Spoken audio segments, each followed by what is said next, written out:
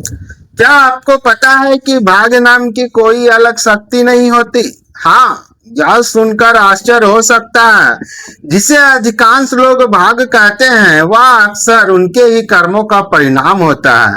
फिर भी जब सफलता मिलती है तो हम उसे अपनी योग्यता कहते हैं, और जब असफलता मिलती है तो उसका दोष भाग्य पर डाल देते हैं।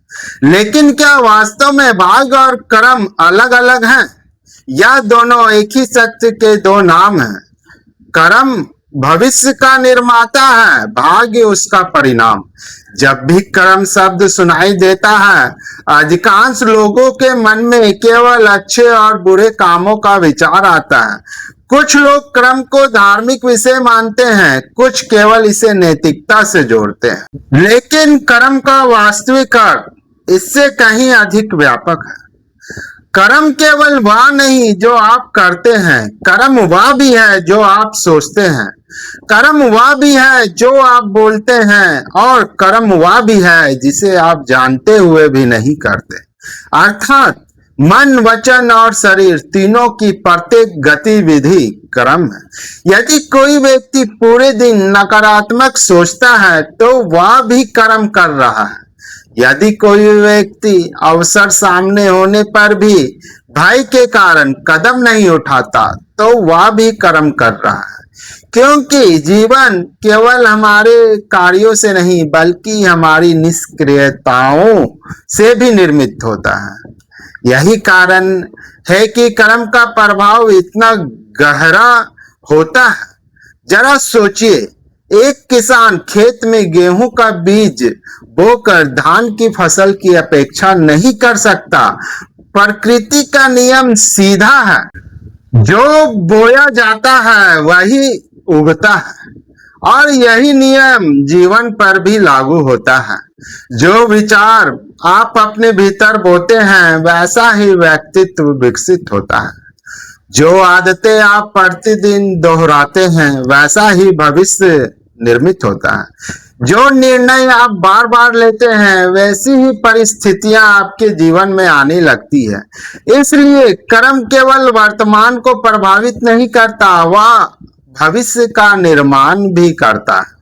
लेकिन यहाँ एक गहरा भ्रम है। लोग सोचते हैं कि कर्म का फल केवल भविष्य में मिलता है, जबकि सत्य यह है कि कर्म का पहला फल उसी क्षण मिलना शुरू हो जाता है।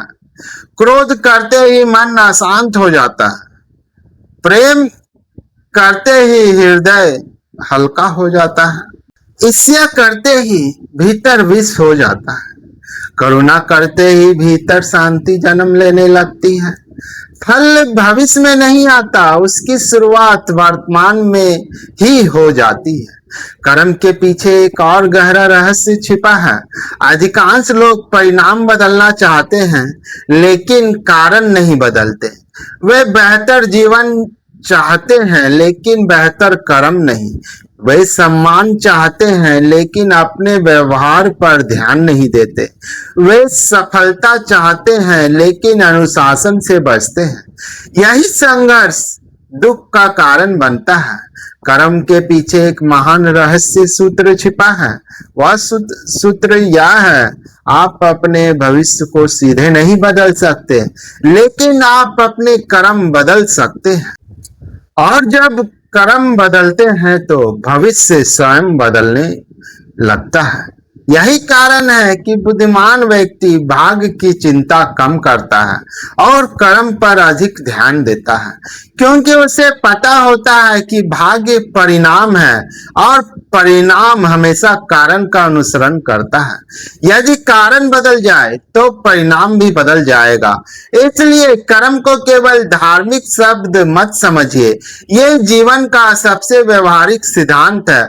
हर विचार एक बीज है, हर शब्द एक बीज है, हर एक कार्य एक बीज है, और जीवन की पूरी फसल इन्हीं बीजों से तैयार होती है। सदैव स्मरण रखें, आप आज जो कर रहे हैं वही कल आपका भाग्य कहलाएगा। इसलिए भाग्य को कोसने से पहले अपने कर्मों को देखिए, क्योंकि भविष्य कहीं बाहर नहीं बन रहा, वह इसी क्षण आपके प्रत्येक कर्म के साथ निर्मित हो रहा है। कर्म, भाग्य या चुनाव? कमेंट करें।